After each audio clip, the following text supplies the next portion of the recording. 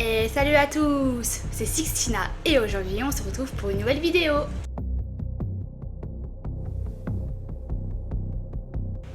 Jane Moulinet est née en Bretagne à Quérity, d'un père pêcheur et d'une mère fermière et ménagère. Elle quitte la ferme familiale à l'âge de ses 15 ans pour devenir domestique à Paris. Elle épouse Jean Weber, un camionneur de la Goutte d'Or. Elle met au monde leur premier enfant, Marcel Jean, mais il décède à l'âge de 3 mois, pour des raisons inconnues. Elle met au monde son deuxième enfant, Marcel Charles, et quelques temps plus tard, elle met au monde la petite Juliette. Mais la petite Juliette décède le 22 janvier 1901.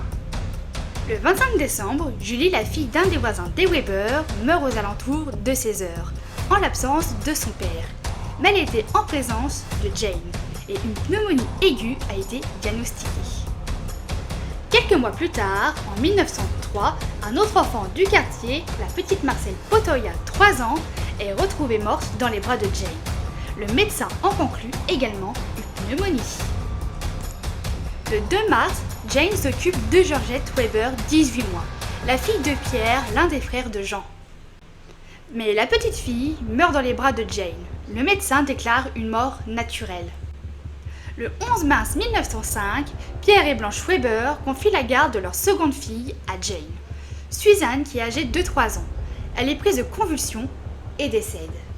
Ça en est trop pour le médecin qui décide de prévenir la police.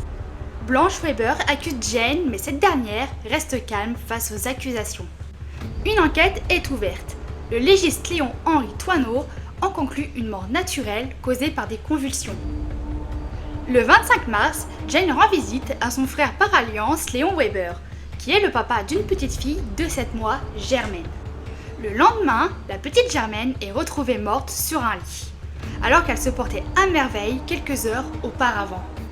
La mort naturelle est à nouveau attestée. 3 jours après le décès de la petite, le propre fils de Jane, Marcel Charles, décède d'une affection de la gorge après un coma. Le 7 avril 1905, Jane déjeune chez elle en compagnie de ses belles-sœurs, Blanche et Marie Weber. Jane parvient à éloigner les 2 femmes de la maison, qui à leur retour trouvent leur neveu Maurice, qui est le fils de Charles, le 3e frère de Jean. Le petit Maurice est âgé de 11 mois. Il est en train de s'étouffer et il est emmené à l'hôpital. L'interne qui l'ausculte annonce à la mère de l'enfant que quelqu'un a essayé de l'étrangler. Le lendemain, Charles et sa femme portent plainte contre Jane pour tentative d'assassinat sur leur fils Maurice. Pierre et Blanche portent également plainte pour la mort de Suzanne et Georgette. Ils signalent également la mort suspecte de Juliette et Marcel. Léon et Marie portent également plainte pour la mort de la petite Germaine. Jane est interrogée par le juge, mais cette dernière nie toutes les accusations. Elle est déclarée ni folle ni hystérique par l'expertise psychiatrique. Elle est envoyée en prison pour femme. Le docteur Thoineau procède à une autopsie et une toxicologie des enfants, mais sans résultat. Jane comparaît aux assises le 29 janvier 1906 pour les meurtres des enfants Weber. Elle est défendue par un avocat. Jane est acquittée grâce au rapport du légiste Thoineau. Un an plus tard, Jane quitte Paris après avoir tenté de sauter la vie. Le 13 mars 1907, elle rencontre Sylvain, agriculteur veuf. Il est père de 3 enfants. Il reconnaît Jane et il décide de l'accueillir chez lui. C'est alors que Jane Weber devient Jane Glaise. Elle se fait passer pour la cousine de la femme décédée de Sylvain. Le 17 avril, Auguste, 9 ans, le plus jeune enfant de Sylvain, décède suite à des crises de convulsions. Mais le médecin refuse de signer le certificat de décès.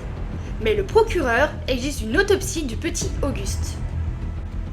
Les docteurs Odia et Bruno, chargés de l'autopsie, constatent des ecchymoses et des marques de strangulation sur le cou du petit. Le petit Auguste est enterré malgré tout. Après l'enterrement, Germaine, la fille aînée de Sylvain, dénonce Jane. Un mandat d'arrêt est lancé contre Jane. Elle est envoyée à la maison d'arrêt.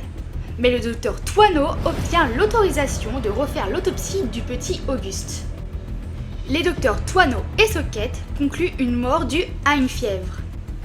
Une troisième autopsie du petit Auguste est finalement effectuée par les professeurs Brissot, Land et Mariet, qui proclament à une mort naturelle. L'avocat de Jane parvient à la libérer. Une fois libre, Jane est embauchée comme nourrice, puis à la maison d'enfance. Mais elle est renvoyée à cause de problèmes liés à l'alcool.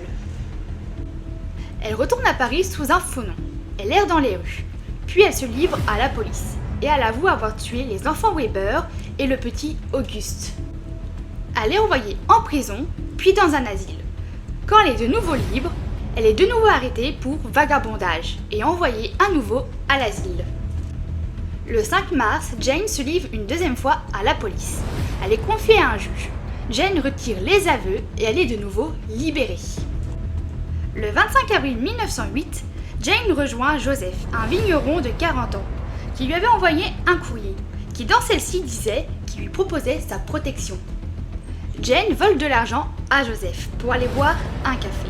Elle fait la connaissance de Émile qui devient son amant. Joseph met à la porte Jane et elle part s'installer chez Émile dans une auberge qui est tenue par la famille Poirot. Le 10 mai 1908, Jane propose de s'occuper du petit Marcel Poirot pendant que les parents tiennent le bar. La tenancière est alertée par les voisins, découvrant une Jane assise au bord du lit, près du cadavre du petit. Jane est arrêtée et interrogée. Elle leur dit sa véritable identité, mais nie le meurtre de Marcel. Elle refuse d'être défendue par un avocat. Le docteur Thierry et deux autres légistes procèdent à l'autopsie du corps de Marcel. Sa langue a été arrachée avec les dents, puis il a été étranglé avec des mouchoirs mouillés. Dans l'attente de son procès, Jane est envoyée en prison. Plusieurs expertises psychiatriques sont rendues. Jane est déclarée ayant des troubles mentaux. Le 25 août 1908, elle est d'abord internée dans un premier asile, puis elle est transférée dans un autre asile. Elle y meurt d'une maladie le 5 juillet 1918 à l'âge de 43 ans. J'espère que cette vidéo vous aura plu. N'hésitez pas à laisser un commentaire, à vous abonner et à liker. Et on se retrouve dans une nouvelle vidéo. Allez, salut!